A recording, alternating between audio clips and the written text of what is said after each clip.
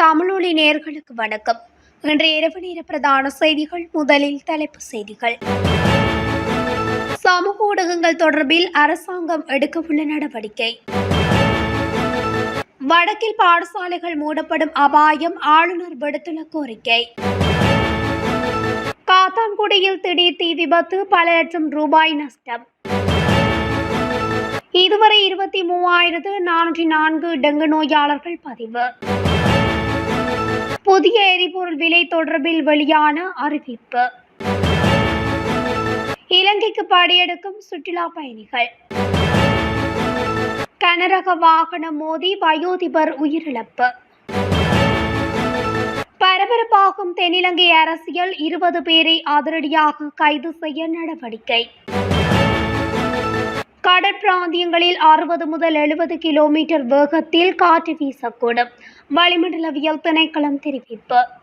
தொடர்பென விரிவான செய்திகள். சமூக ஊடகங்கள் ஒழுங்குபடுத்தப்படும் என பெருந்தோட்டத்துறை அமைச்சர் சமந்த வித்யாரத்ன தெரிவித்துள்ளார். ஏனைய அனைத்து துறைகளை போன்றே ஊடகத்துறையும் ஒழுங்குபடுத்த நடவடிக்கை எடுக்கப்படுவதாக அவர் குறிப்பிட்டுள்ளார்.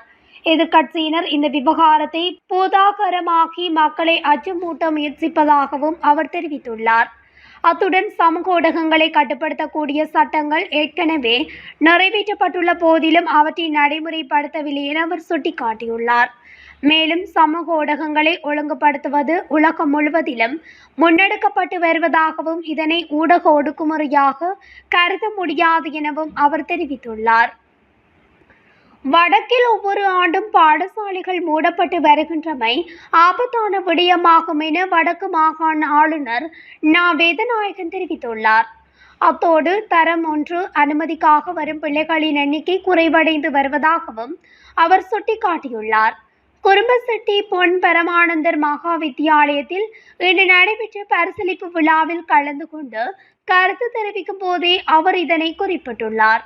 ஆளுநர் மேலும் தெரிவிக்கையில், ஒரு பாடசாலையின் வளர்ச்சி என்பது கல்வியின் தரத்தை உயர்த்துவது மாத்திரமல்ல, மாணவர்களின் பண்புகளையும் மேம்படுத்துவதில் தான் தங்கியிருக்கின்றது. இங்கு கற்கின்ற மாணவர்கள் எதிர்காலத்தில் இந்த பிரதேசத்தின் வளர்ச்சிக்காக பங்காற்ற வேண்டும். இன்றும் எங்கள் இளம் சமூகத்திடம் வெளிநாட்டு மோகம் தொடர்ந்தும் இருக்கின்றது. இங்கிருந்து முன்னேறுவோம் என்ற எண்ணம் இல்லை. வடக்கில் உள்ளதை போன்று வளங்கள் வேறு எங்கும் இல்லை. இப்படியான வளங்கள் இருந்தும் நாம் அதனை பயன்படுத்துவதில்லை. முல்லைத்தீவை சேர்ந்த 2 இளைஞர்களை அண்மையில் நான் கௌரவித்திருந்தேன். அவர்கள் விவசாயத்தில் சாதித்தவர்கள். அவர்கள் இங்கிருந்து தம்மால் மிகச்சிறந்த தொழில் முனைவோராக வர முடியும் என்று கூறினார்கள். அப்படி இங்கிருந்து சாதிக்க இளையோர் எதிர்காலத்தில் முனைய வேண்டும் என தெரிவித்துள்ளார். மட்டக்களப்பு காத்தான்குடி போலீஸ் பிரிவுக்குட்பட்ட காத்தான்குடி நகரில் இன்று நண்பகல் வர்த்தக நிலையத்தில் தீப்பரவல் ஏற்பட்டுள்ளது.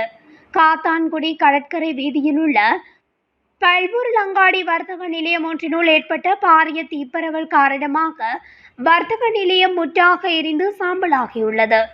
இதனால் பல லட்சம் ரூபாய் நஷ்டம் ஏற்பட்டுள்ளதாக தெரிய வருகின்றது. மட்டக்களப்பு மாநகர சபையின் தீயணைப்பு படையினர் மற்றும் காத்தான்குடி நகரசபை தீயணைப்பு படையினர் சம்பவ இடத்திற்கு விரைந்து தீயை கட்டுப்பாட்டுக்குள் கொண்டு வர முயற்சித்த போதும் வர்த்தக நிலையம் முற்றாக எரிந்து சாம்பலாகியுள்ளது. மேலும் சம்பவம் தொடர்பான மேலதிக விசாரணைகளை காத்தான்குடி போலீசார் மேற்கொண்டு வருகின்றனர். இந்த ஆண்டின் இதுவரையான காலப்பகுதியில் இலங்கையில் 23,404 டெங்கு நோயாளர்கள் அடையாளம் காணப்பட்டுள்ளதாக தேசிய டெங்கு ஒழிப்பு பிரிவு தெரிவித்துள்ளது. காய்ச்சல் குறையாமல் நீடிக்குமாயின் நோயாளர்கள் வைத்திய சிகிச்சை பெற்றுக்கொள்ள வேண்டும் என விசேட வைத்திய நிபுணர் வைத்தியர் பிரசியுலா சமரவீர தெரிவித்துள்ளார். அரச நிறுவனங்கள், பாடசாலைகள், கட்டடங்கள், நிர்மாண பணிகள் மேற்கொள்ளப்படும் இடங்கள் மற்றும் மதஸ்தலங்களில் டெங்கு நுளம்புகள் அதிக அளவில் பரவும் நிலை காணப்படுவதாக சுகாதார பிரிவு சுட்டிக்காட்டியுள்ளது. புறக்கோட்டையில் உள்ள மிதக்கும் சந்தை டெங்கு நுளம்புகள் பாரியளவில் பரவக்கூடிய இடமாக மாறியுள்ளது என கொழும்பு மாவட்ட ஒருங்கிணைப்பு குழு கூட்டத்தில் பிரதி அமைச்சர் சுனில் வெட்டக்கல தெரிவித்துள்ளார். தொடர்ந்து பெய்து வரும் கனமழையினால் டெங்கு மற்றும் சிக்கன்குனியா நோய்கள் விரைவாக பரவி வருகின்றன. சுற்றுப்புறச் சூழலை டெங்கு நுளம்புகள் பரவாமல் தூய்மையாக வைத்திருக்குமாறு சுகாதார அதிகாரிகள் பொதுமக்களிடம் கேட்டுக் கொண்டுள்ளனர். மாதாந்திர எரிபொருள் விலை திருத்தத்திற்கேற்ப இன்று மேற்கொள்ள திட்டமிடப்பட்டிருந்த எரிபொருள் விலை திருத்தம் குறித்து இலங்கை பெட்ரோலிய கூட்டுத்தாபனம் அறிக்கை ஒன்றை வெளியிட்டுள்ளது. இம்முறை மாதாந்திர எரிபொருள் விலை திருத்தம் மேற்கொள்ளப்பட மாட்டாது என்று அதில் குறிப்பிடப்பட்டுள்ளது. இந்த நிலையில் மே மாத எரிபொருள் விலை திருத்தத்தின்படி நாட்டில் தற்போது ஒக்டேன் 92 ரக பெட்ரோல் லிட்டர் ஒன்றின் விலை 293 ரூபாவாக பதிவாகியுள்ளது. ஒக்டேன் 95 ரக பெட்ரோல் லிட்டர் ஒன்றின் விலை 341 ரூபாவாக பதிவாகியுள்ளது. ஆட்டோ டீசல் லிட்டர் ஒன்றின் விலை 274 ரூபாவாக பதிவாகியுள்ளது. அத்துடன் சூப்பர் டீசல் லிட்டர் ஒன்றின் விலை 325 ரூபாவாக பதிவாகியுள்ளது. நாட்டுக்கு வருகை தரும் சுற்றுலா பயணிகளின் எண்ணிக்கை அதிகரித்துள்ளதாக இலங்கை சுற்றுலா அபிவிருத்தி அதிகார சபை தெரிவித்துள்ளது. அதன்படி 2025ஆம் ஆண்டு ஜனவரி மாதம் 1ஆம் தேதியிலிருந்து மே மாதம் 28ஆம் தேதி வரையான காலப்பகுதிக்குள் 10,17,004 சுற்றுலா பயணிகள் நாட்டுக்கு வருகை தந்துள்ளனர்.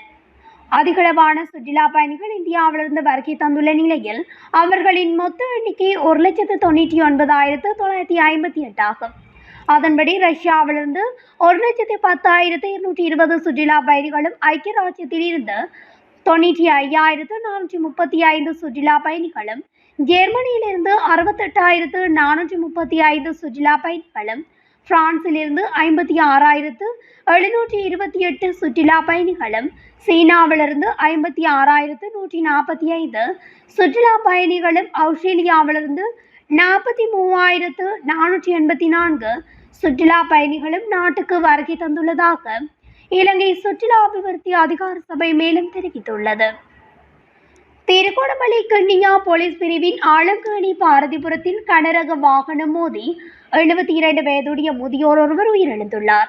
குறித்த விபத்து சம்பவம் தொடர்பில் தெரிய வருவதாவது, நேற்று தினம் துவிச்சக்கரவண்டியில் சென்ற முதியவர் கனரக வாகனத்தில் மோதி படுகாயமடைந்த நிலையில் கிண்ணியா தள வைத்தியசாலையில் அனுமதிக்கப்பட்டு சிகிச்சை பெற்று வந்த நிலையில் சனிக்கிழமை சிகிச்சை பலனின்றி உயிரிழந்துள்ளார். மேலும் விபத்து தொடர்பான மேலதிக விசாரணைகளை கிண்ணியா போலீசார் மேற்கொண்டு வருகின்றனர்.